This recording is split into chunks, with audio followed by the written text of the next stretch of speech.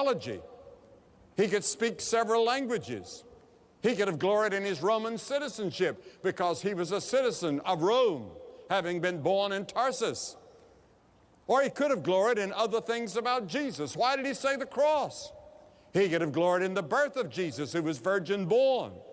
He could have gloried in the teachings of Jesus, because no man ever taught like Jesus. The greatest professors of our present day say he was the greatest teacher of all time. He could have gloried in his resurrection. He could have gloried in the future glory of Christ when his kingdom is going to rule. But he gloried in the cross. Now, the crucifixion is the most terrible of all deaths. I doubt if there's any form of death comparable to crucifixion. Soldiers entered the guardhouse and brought Jesus with two other condemned men. You remember the story?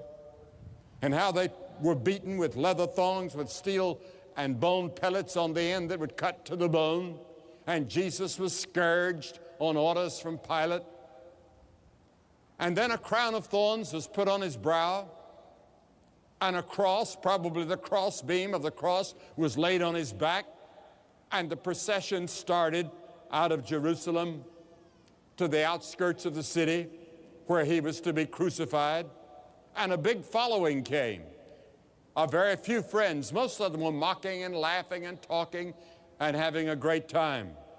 Jesus was weakened by the loss of blood, and he stumbled and he fell. And they chose a man by the name of Simon of Cyrene, an African, to help him. And the crowd was milling around. He saved others, but he cannot save himself.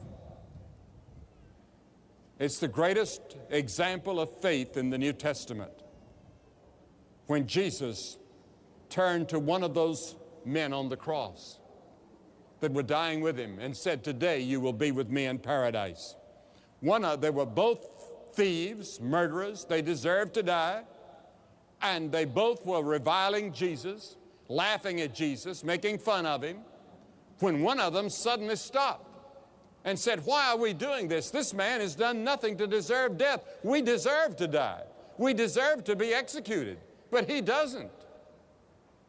And then he suddenly turned to Jesus and he said, "Lord, when you come into your kingdom, please remember me." And Jesus turned to him while he was dying and said, "Today you shall be with me in paradise." Think of that. Here's a sinner, a godless man, a man that had broken the laws of Rome as well as the laws of God, deserved judgment in hell. And all he said was, "Lord, remember me when you come to your kingdom." And Jesus said, "Today you're going to be with me in paradise." And many people ask me constantly, is there any hope for me? Can Christ save me? Can Christ forgive me? Prostitutes, alcoholics, robbers, murderers, prisoners write us letters and ask this same question, is there any hope for me? Can I be forgiven? Can I know that I'm going to heaven? In spite of my hypocrisy and my sin, I'm a member of the church, but deep in my heart, something is wrong. I was reading about an Olympic star a few years ago, and he was a high diver. And he was visiting a friend in California, and they had a swimming pool. They were both high divers.